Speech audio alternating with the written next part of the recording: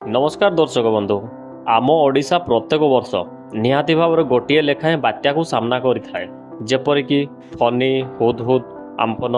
एथर मध्य सेमिति एक बात्या को सामना करिछु जार नाम है दाना।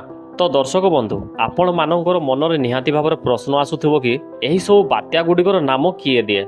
सरकार दियंती ना पाणीपाग विभाग कर्मी माने दियंती? जदि आपण माने एमिति भाबुथांती ताहाले पूरापूरी भावे भूल।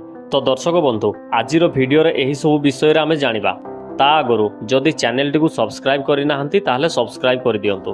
तो दर्शक बंधु, बात्या गुडिकर एमिति नामकरण 2000 मसिया ठारू आरंभ होईछि, जेमिति Bharat, Pakistan, Bangladesh, Myanmar, Thailand, Oman, Maldives एवं श्रीलंका एही 8टी देश आसुथिबा सामुद्रिक झड़ गुडिकर नामकरण करिथांती।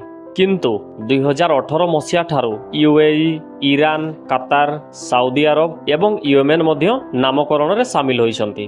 वर्तमान भारत महासागर रे जेते भी झड़ आसुची एही 13टी देश नामकरण करिथांती, जेमिति एथर बात्यार नाम दाना।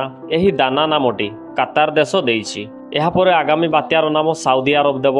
एमिति गोटे परे गोटे देश नामकरण करिथांती। तो दर्शक बंधु, आजिर भिडियो जदि किसी डाउट थाए ताहले कमेंट करिकि जणांतु। आज एतिकी रहिली। जय जगन्नाथ।